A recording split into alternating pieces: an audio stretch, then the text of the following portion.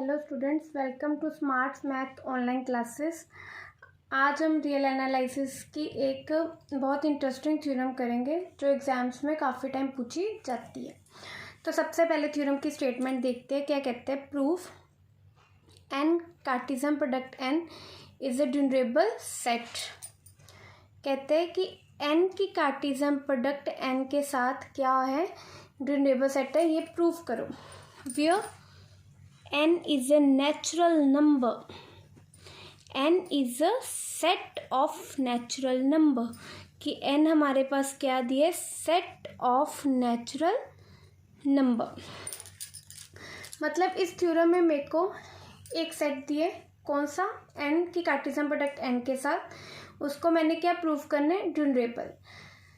मतलब मेरे को क्या पता होना चाहिए इस थ्योरम को प्रूफ करने के लिए? n क्रॉस n किस टाइप का सेट होता है और कब कोई सेट ड्यूरेबल सेट होता है।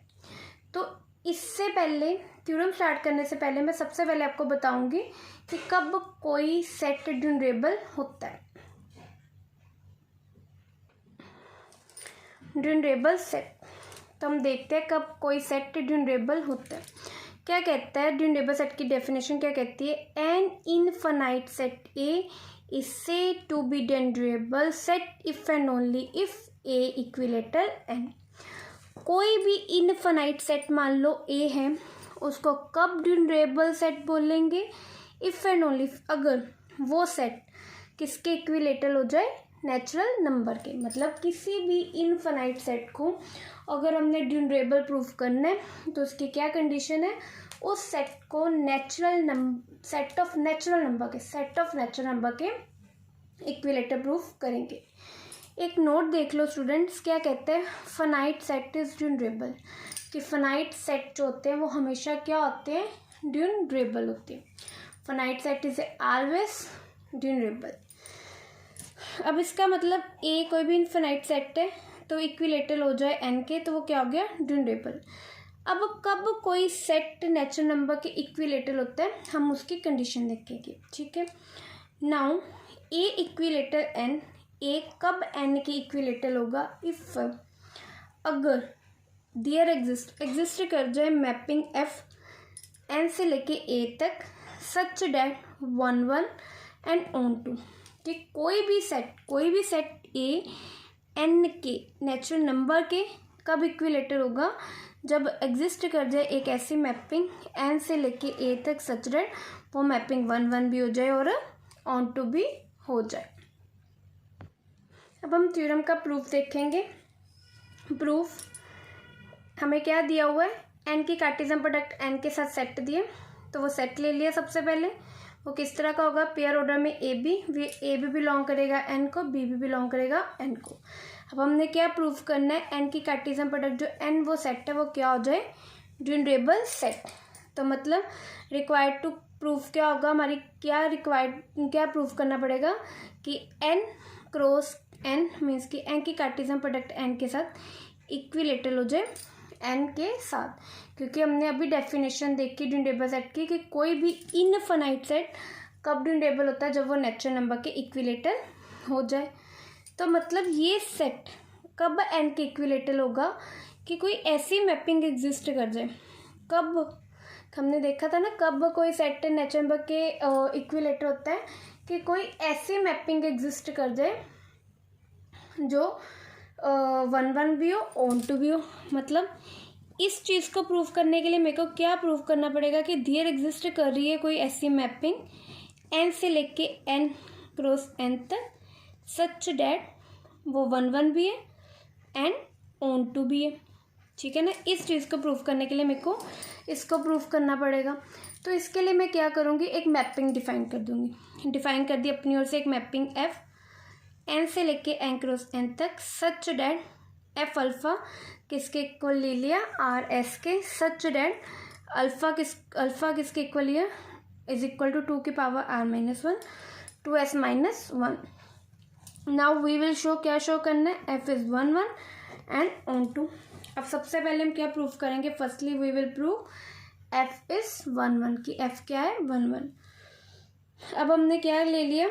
F alpha 1 is equal to F alpha 2 where alpha 1 belongs to N. अब मैंने इसमें क्या प्रूफ करना है कि alpha one is equal to किसके इक्वल हो जाए, अल्फ़ा टू के।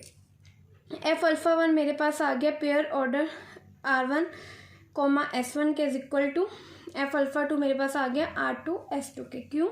क्योंकि हमने एक मैपिंग ली थी एन से लेके एन क्रॉस एन तक such that F alpha is equal to R S one where alpha is equal to two R one two की power R one minus one two S minus one. और अगर alpha one ले रहे हैं तो R one S one आ जाएगा, alpha two लिया तो आर टू एस टू आ जाएगा। अब ये दो पेयर ऑर्डर आपस में इक्वल हो गए। तो दो पेयर ऑर्डर कब इक्वल होते हैं, जब पहले का एलिमेंट पहले के इक्वल हो, मीन्स कि आर वन आर टू के इक्वल आ गया और दूसरा दूसरे के, and S one is equal to S two. अब मेरे पास क्या निकल के आया, R one is equal to R two and S one is equal to S two. अब विच इम्प्लाइज क्या हो जाएगा, टू आर वन की पावर टू की power R one minus one into two S minus one is equal to हो जाएगा two R two की power minus one into two S two minus one. कैसे होगा, क्योंकि आर वन किसके equal दिया, आर टू के, इसका मतलब टू की power R one is equal to हो जाएगी टू की पावर आर टू, क्योंकि दोनों इक्वल्स हैं।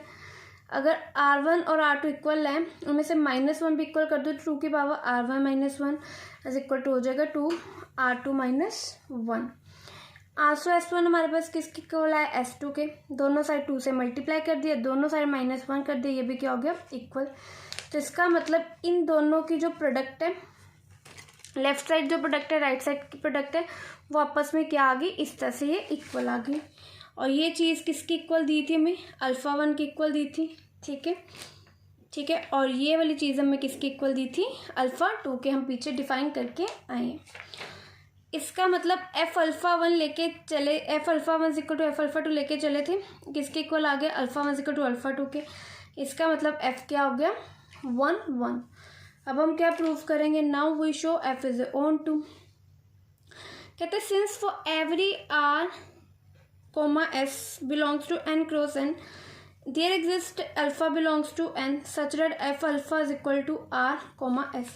कहते हैं मैं कोई भी r कोमा r की n की कार्टेशियन प्रोडक्ट n में से कोई भी एलिमेंट लूँ, उस एलिमेंट के लिए उसकी प्री इमेज n में एग्जिस्ट कर रही है, तो इसका मतलब f is onto, f onto हो गया।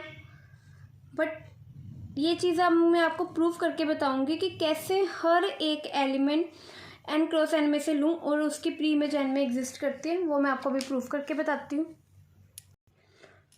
तो देखो स्टूडेंट्स, हमारे पास मैपिंग चल रही है एन से लेके एन क्रॉस एन। एन में एलिमेंट है 1 2 3 मीन्स की set of natural number, N cross N में 1 1 1 2 सो ऑन 2 1 2 2 ऐसे। अब एक एलिमेंट उठा लिया 1 1 जो बिलोंग कर रहा है एन क्रॉस एन को, इसका मतलब आर क्या हो गया 1, एस क्या हो गया 1, देयरफॉर अल्फा क्या हो जाएगा, अल्फा इज इक्वल टू 2 की power R one minus one two S minus one है, आर की जगह 1 पुट कर दिया, एस की जगह 1 पुट कर दिया, 2 1 माइनस वन मतलब 2 की पावर 0, 2 इंटू 1 1 2 माइनस वन 2 की पावर 0 1 हो गया, 2 में से 1 गया 1 1 इंटू 1 1, तो 1 किस में से निकल रहा है, नेचुरल नंबर है, वो एन सेट में अवेलेबल है। इसी तरह एक और एलिमेंट उठा लिया, 1 2 कि वो भी बिलोंग कर रहा है एन क्रॉस एन को, इसका मतलब R one 1 R is equal to 1 हो गया, S two is equal to 2 हो गया। सिमिलरली अल्फ़ा में alpha is equal to 2 R minus one two S minus one में आर और एस की वैल्यू पुट कर दी, सॉल्व करके 3 आया, 3 किसको बिलोंग कर रहा है, नेचुरल नंबर को, मतलब इस एलिमेंट के लिए 3 इसकी प्री इमेज निकल आई 3 जो बिलोंग करी एन को। इसी तरह अगर मैं एलिमेंट ले लूँ कि 2 1 बिलोंग कर रहा है एन क्रॉस एन को, तो इसका मतलब इस केस में आर क्या हो गया 2, एस क्या हो गया 1, then alpha is equal to R one R की अल्फ़ा इज इक्वल टू 2 की power R minus one into 2s minus one is equal to R की वैल्यू भी पुट कर दी, एस की वैल्यू पुट कर दी, सॉल्व करके क्या है 2, वो भी एन को बिलोंग कर रहा है। मतलब इस एलिमेंट के लिए भी इसकी प्री इमेज किस में बिलोंग आ रही है, एन में। इस तरह से मैं कोई भी एलिमेंट उठाती रहूँ, इन जनरल कोई भी एलिमेंट मैं एन क्रॉस एन में से उठाती रहूँ, इन जनरल कोई भी एलिमेंट उठाती रहूँ, उसके लिए अल्फ़ा बिलोंग कर रहा है एन को, such that f alpha is equal to R comma S. तो इसका मतलब एफ हमारे पास क्या हो गया इस कंडीशन के अकॉर्डिंग। अब हमारे पास क्या निकल के आया, F11 भी है एंड F12 भी है। इसका मतलब हमारे पास एक मैपिंग निकली ना n क्रॉस n से लेके n तक सच दैट जो 1 भी है ऑन 2 भी है। तो इसने किस कंडीशन को प्रूव किया, इक्विलेटर वाली कंडीशन को प्रूव किया। इसका मतलब n cross n equilateral n, और कोई भी इन्फिनाइट सेट n की इक्विलेटर हो तो वो सेट क्या हो जाता है, ड्यूरेबल। इसका मतलब n cross n is a durable set, hence proved. यही हमने प्रूफ करना था, तो हमने जो प्रूफ कर दिया। तो please students like share and subscribe my channel. Thank you.